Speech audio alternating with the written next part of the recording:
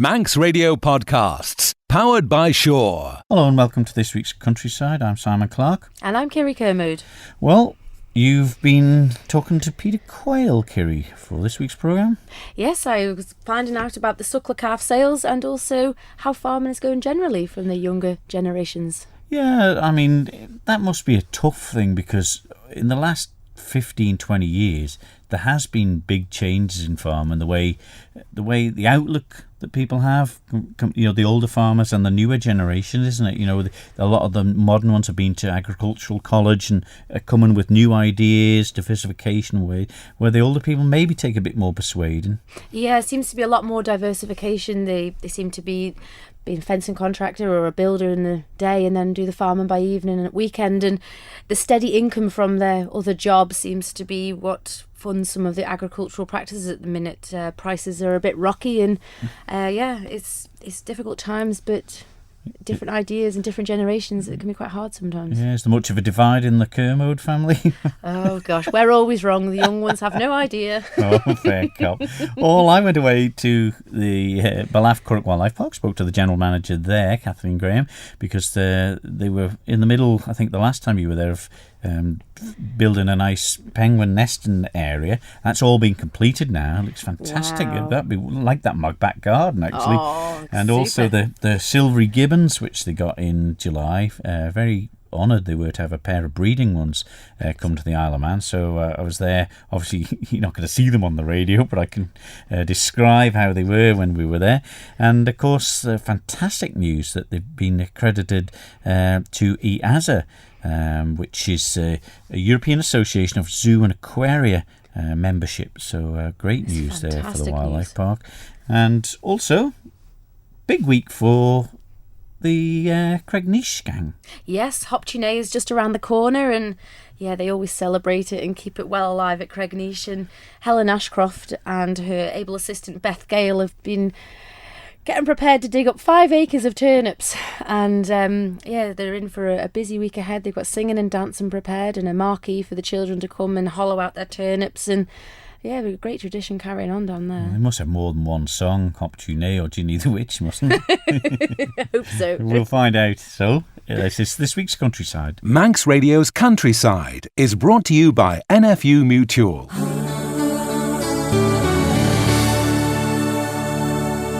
Exciting news at the Curragh Wildlife Park in Balaf. Not only have they finished their new penguin nesting enclosure, they've got the delivery of the silvery gibbons back in July, and I caught up with the general manager Kathleen Graham to find out how they were settling in, but first congratulated her on the news that they'd been reaccredited to EAZA. We've been members of EAZA for some time, about 16 years, and of course we're members of BIAZA, which is the British and Irish Association of Zoos and Aquaria, but EAZA is the European Association of Zoos and Aquaria.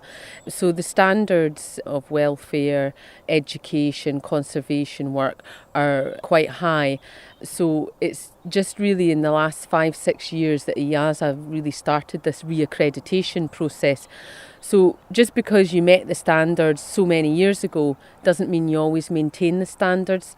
So for them to come and reaccredit us and put us through quite a tough inspection and to gain our reaccreditation, gain our full membership status, yeah, we're really, really pleased about that. You say about them coming, I mean, who comes over? Well, we actually had 5 top zoo professionals. So we had the accreditation officer from EAZA who goes around viewing zoos all over the world. We had the director of ZSL Animals, we had the director of FOTA Zoo, we had the director of BIAZA, and we had another person from the BIAZA office. So it's 5 people who really know their stuff. So it was quite an intense process. You mentioned about they seem to be impressed with the marketing that you have for the younger people. I think obviously they take into account your circumstances, but that isn't necessarily any excuse for not coming up to standard. But I think the things that they took away, they particularly liked about the Curraghs Wildlife Park, is they thought the education programme was very good. They commended us on that. certainly Liz does a great job with all the schools, and not just that, it's the public engagement and education that we do, and engaging people on things like Facebook and Twitter and things like that. So they were very pleased with that. They loved the natural environment. They loved the fact that part of the park is on a Ramsar site and that people are able to access the Ramsar site and understand what wetland is. They liked the spacious and natural feel of the park. And they were impressed as well by the community, and they could see that in the Isle of Man as well. They liked the community spirit. You've got volunteers, you see, haven't you? Yeah, we've got a number of ways that you can volunteer for the park. There is some people who maybe come in and do maybe some handyman skills or help us with little jobs like that. We've got people who come in doing the visitor engagement. We call them the discovery team. And you don't even need to know a lot about animals. You actually just need to enjoy the outdoors and enjoy meeting people, and you can learn about the animals. So they might sit on a touch table or help with crafts or do presentations and talks with the bugs, things like that. And of course we take school placements. We'll take people maybe who are a bit older as well, aspiring to be a vet or go into conservation work. We can provide placements for them. And we have our corporate people as well. We have all sorts of various banks and companies in the Isle of Man often bring their staff here to do work with enclosures and things like that. And that's the Friends of the Wildlife Park. They're a registered charity that actually helps support us. So they could see that aspect of how we can be a kind of focus for the community and do a lot of good. As well as, of course, being a great recreational facility for islanders and for tourism. I was going to say, they must go around to places all over the UK and Europe.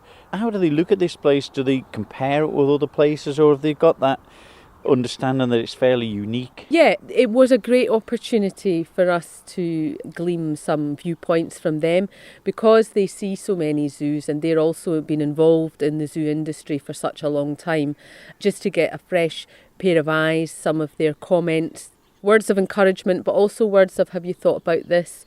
Could you look at that? And so it's also an opportunity for us to look at where we can continue to improve. They liked many of our plans. At the time they visited, we hadn't finished our new penguin nest area, but we were able to show them the pictures. We've now completed that.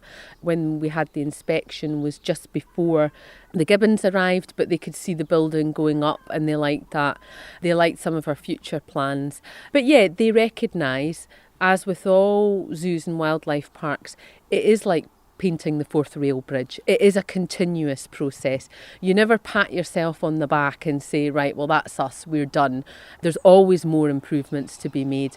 And I think they were pleased to see that the Isle of Man government supports us, that people on the island support us. And it's important that we continue to get that support to really make the wildlife park a place that we can be proud of in the Isle of Man, which really stands up to other zoos in the UK and further afield.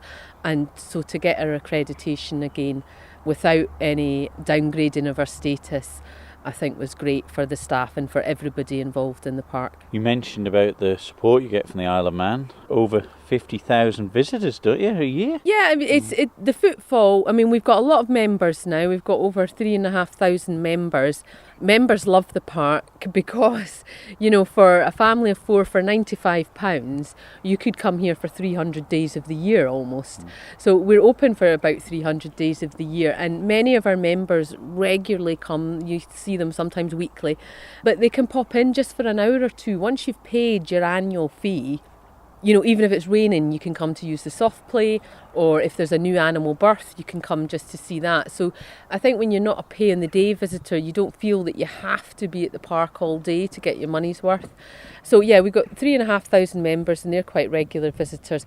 But our footfall has been consistently in the last 2-3 years been over the 50,000 mark. We're standing right by the penguin enclosure here now with a new nesting area. It's fairly impressive. Looks like the chasms.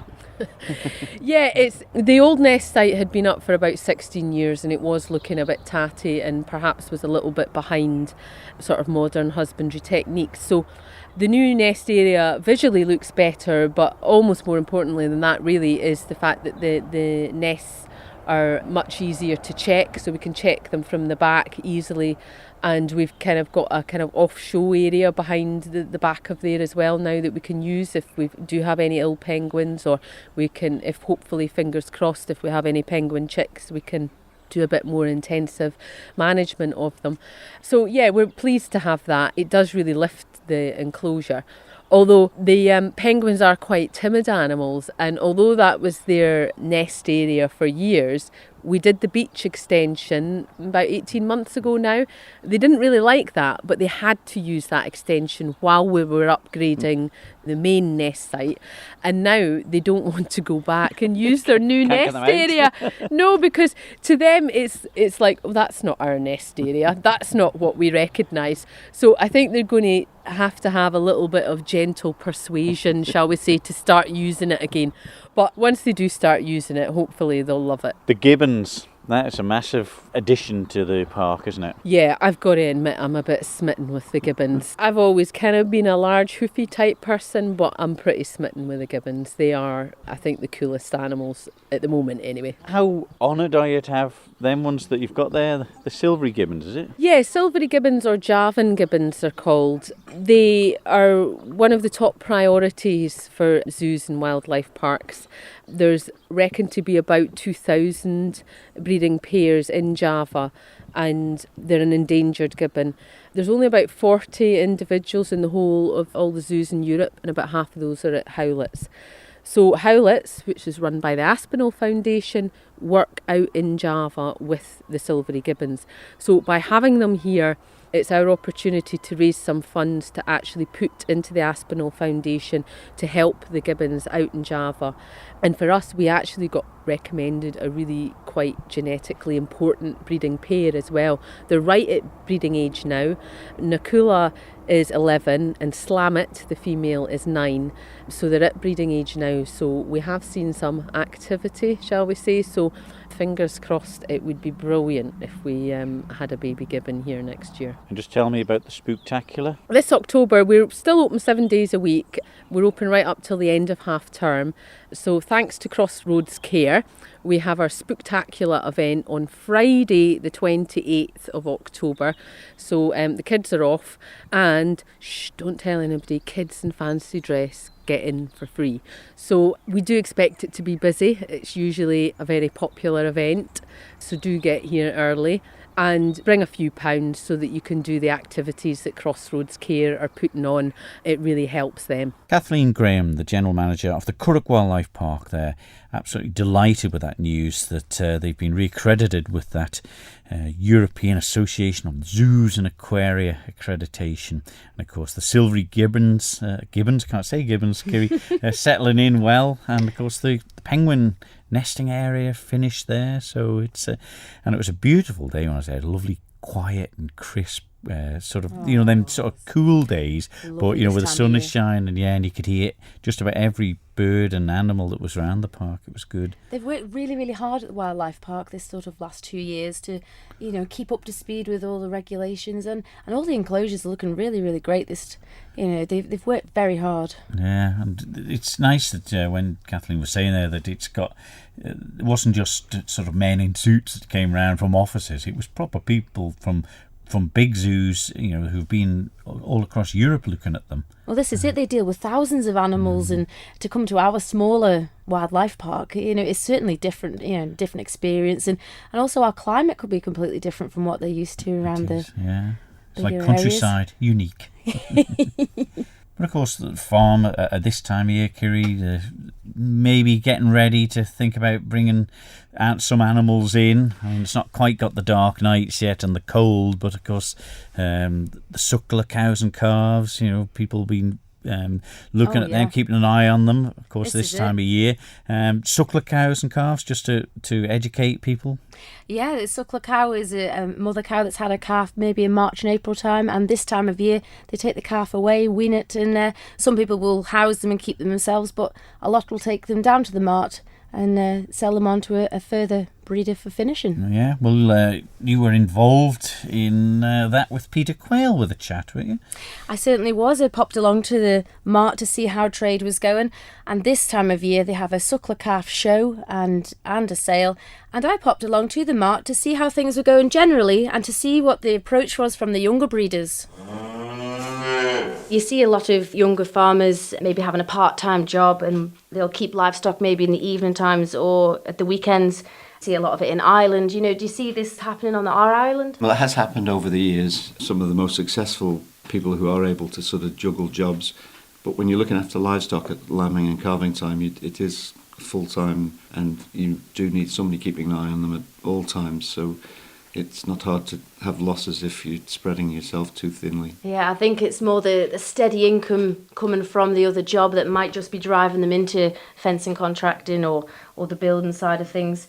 It's just a little bit unknown with agriculture at the minute. Definitely. I mean, maybe sheep are a little bit easier and just take a bit less time looking after them. So, yes, there are hopefully some opportunities, and we're hoping that there will be parcels of land that will become available, and there will be good starts for some people. But it's difficult enough. Well, hopefully trade will be good and it'll go forward, and there'll be a lot more sales to come throughout the winter, Peter. Yeah, this is just a busy time. It was great to see a good crowd of people. It's good for them to come and just have a chat and see what's going on.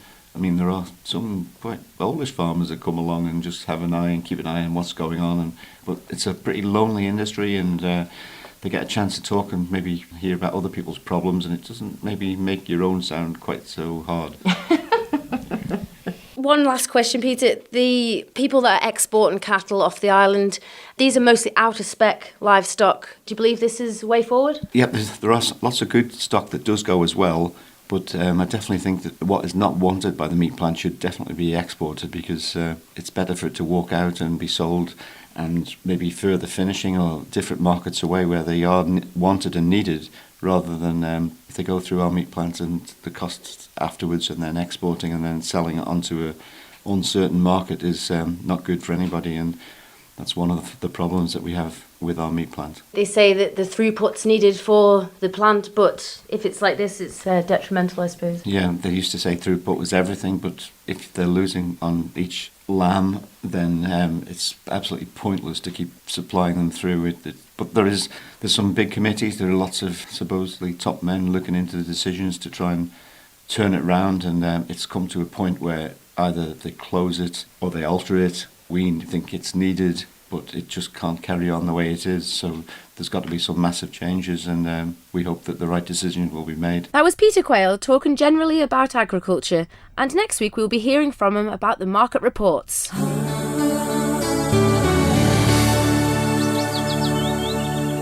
Manx Radio's Countryside is brought to you by NFU Mutual. And, well, it's that time of year, the end of October, nearing upon us. And, Kiri, were you a turniper or a pumpkiner? A moot, turnip we wear in our house. Well, I suppose every farm grew turnips, didn't they? Not or Swedes, some like to call them. But I like to class ours as Manx. But now, of course, the pumpkins are taken over, and they seem to be a lot easier. Oh, a lot less bent spoons. Yeah, but I suppose we had good cutlery in them days to get in them. But it was an art to it, wasn't there? And they were all ended up all shapes and sizes. But you were down finding out about a massive Halloween event. Yes, Cregneash is certainly keeping the hop tune well alive, and 5 acres of turnips they've planted this year. They're inundated with children throughout the week, and obviously their big celebration day on the weekend. So I popped along to see Helen Ashcroft at Manx National Heritage to see how their preparation was going for this big event. Really looking forward to people arriving next week for Turn Up for Turnips. That runs from Monday to Friday, and then we've got the big traditional Hop Tune, the big festival day on the Sunday. So people can turn up and just pick a turnip and carve it out here at Cregneash? Yeah, that's right. Every afternoon next week of the half term, on weekdays, we are doing turnip carving so that people can take them off and have their own little celebrations at home. Hop Tune is a very big festival here on the Isle of Man. Halloween is creeping in a little bit, more trick or treat. You really are trying to keep it alive. Yeah, that's right. Particularly on the traditional hop tune, we keep alive a lot of the stories and the traditions and rituals, and we have a lot of activities on that reflect on the traditions of the past that are associated with hop tune, and we try and keep it less spooky and more wholesome, outdoorsy, agricultural, that kind of thing, to tie it in with the past. Now, hop tune was a very poignant part of the year for farming and agriculture. You know, the 31st of October was celebrated for the Celtic New Year. Yeah, that's right. So hop tune is closely associated. It has the same roots as Hogmanay in Scotland, and it is a New Year celebration. The Celtic New Year was observed at this time of year, or so I'm told. Actually, it was the 12th of November, but it sort of crept in to be celebrated on the 31st of October. Yeah, it was a time when all the harvest had been gathered and all your saltfish was ready for the winter. What was really good was the nights were drawing in, and so that meant that you didn't have to work as hard, because while it was daylight you were working out in the fields and things, and so that was seen as a great blessing. And this time of year became a time to really celebrate, and especially in rural communities where they had Hollantide fairs, where farmers would be working on their leases and recruiting their employees for the year, and also lots of traders came with their Hollantide fairings, which are gingerbread biscuits. We have Beth Gale here. She's a student from the Isle of Man University College. Yeah, so I'm doing my degree through the Isle of Man University College, or College University Man. Helen very kindly gave me the opportunity to help with the event, and I think it's important to keep cultural events alive, you know, for future generations. And so do you know the story of Ginny the Witch, or is this something that you're going to discover on Sunday maybe? Of course, ever since I was little, you know, it's something you're brought up on, hop tune, Ginny the Witch, you know, it's island-known tradition. Ginny was actually a person that lived nearby here in Bradder, is this right, Helen? Yeah, she was born in Mount Murray area. Oh no, she lived, in the Mount Murray area. And she was a real person, and she was trialled for witchcraft and found guilty, actually. But we were quite kind to our witches over here in comparison to a lot of places, and there was a lot of evidence, a lot of to-ing and fro-ing in court. People said that she stopped my mill, she kills my sheep, but then there was people say, but she saved my baby, she shouldn't be prosecuted. And so in the end, the ecclesiastical courts decided that they would give her quite a light sentence. They found her guilty and gave her a light sentence of standing in sackcloth at market crosses and with her crime written on her chest, and also a short prison sentence and a small fine. And then she was free to get on with her life, whereas in other places she might not have had such fair treatment. Ginny's the only witch that we really know of, or is there many other stories? There are several other stories of Manx witches, but on the whole, the Manx people took a pretty dim view of harsh treatment of them. There was a witch, Margaret, I can't remember her surname, but she was burnt in 1615 in Castletown Square with her son, and the gentle folk of the Isle of Man were outraged and horrified, and so that set a precedent, really. And our witches, or people that were trialled for witchcraft, which were people that were filling the gap of health services because there was none available, and they were just applying cures using herbs and stuff like that. And because they didn't understand the science, they ascribed it to magic and administered these cures with a lot of ritual and superstition and all that kind of stuff. And so they became known as witches, and there was the odd trial, but it wasn't a huge thing over here like it was in other places. But there are some really interesting stories.